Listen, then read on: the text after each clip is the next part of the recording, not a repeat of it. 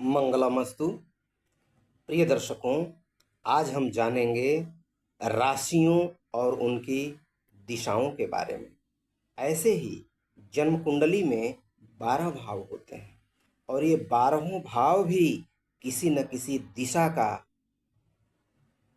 द्योतक है, किसी न किसी दिशा का नेतृत्व करते हैं।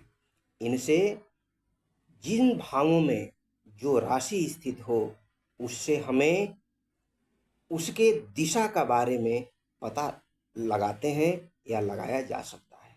जैसे सबसे पहले हमें ये जानना होगा कि कौन सी राशि किस दिशा के बारे में जानकारी प्रदान करती है और कौन सा भाव किस दिशा के बारे में हमें जानकारी प्रदान कराता है।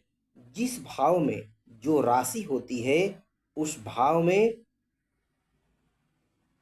जातक का जन्म कुंडली के अंतर्गत वो भाव का जो भावेश होगा, अर्थात जो ग्रह होगा, वो जहाँ स्थित होगा और वो जिस चीज़ का कारक होगा, वो भाव जिस चीज़ का कारक होगा, वो उस जातक के जीवन में उस चीज़ों की प्राप्ति और अप्राप्ति उसी दिशा की तरफ दर्शाती है।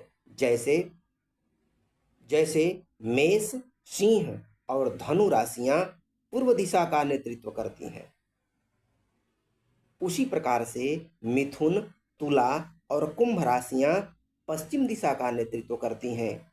उसी प्रकार से कर्क, वृश्चिक और मीन उत्तर दिशा का नेतृत्व करती हैं। वृष, कन्या और मकर दक्षिण दिशा का नेतृत्व करती हैं।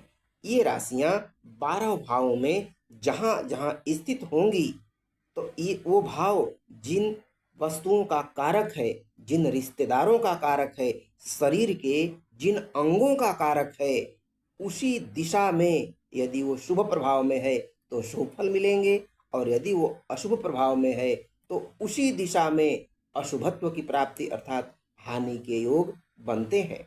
तो इसको जानने के लिए अभी हमने उन राशियों की दिशाओं के बारे में जाना। इसके साथ ही हमें इस प्रकार से भावों के दिशाओं के बारे में भी हमें पता चलता है। जैसे लग्न को पूर्व दिशा माना गया है और द्वितीय भाव को ईशान दिशा माना गया है। ईशान अर्थात पूर्व और उत्तर का जो कोण होता है वो ईशान कोण होता है। तो इस प्रकार से द्वितीय को ईशान माना गया है और चतुर्थ को अर्थात जो केंद्र भाव होता है, ये सदैव उत्तर दिशा माना जाता है। तो इस प्रकार से आपकी जिस लग्न की कुंडली बनती है, तो चतुर्थ भाव में राशियों का अंतर हो जाएगा। जिस लग्न की कुंडली होगी तो चतुर्थ भाव में राशियां विभिन्न प्रकार की पड़ेंगी, तो वो राशियां उसी दिशा का नेतृत्व करेंगी, क्योंकि राशि की अपनी दिशा भी होगी और चतुर्थ भाव का अपना दिशा अर्थात उत्तर दिशा भी होगा।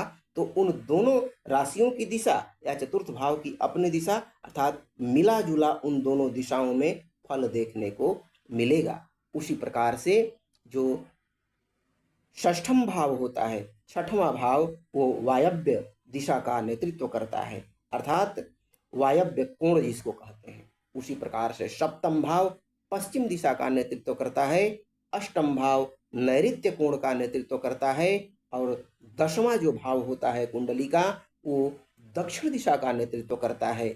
और उसी प्रकार से 12वां जो भाव है वो आग्नेय कोण का नेतृत्व करता है, अर्थात दक्षिण और पूरब का जो कोण होता है इसका नेतृत्व करता है। तो इस प्रकार से राशियों की दिशा और जन्म कुंडली के भावों की दिशा के बारे में हम पता करते हैं।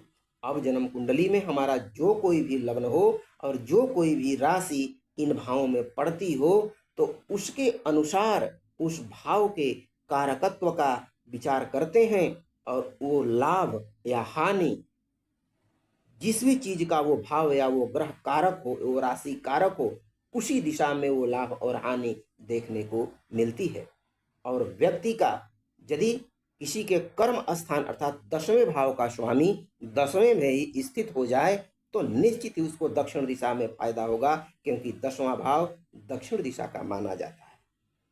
उसी प्रकार से किसी भी भाव का स्वामी यदि आकर के 10वें में स्थित हो जाए तो वो भाव, जिस भाव का वो स्वामी है, उसकी कारक वस्तुओं की प्राप्ति या नीच का हो या पाप प्रभाव में हो तो उसकी अप्राप्ति या उसकी हानि निश्चित ही दक्षिण दिशा में देखने को मिलेगी। और व्यक्ति जब जब दक्षिण दिशा की तरफ प्रवास करेगा तो उस दिशा में उसको हानि देखने को मिलेगी।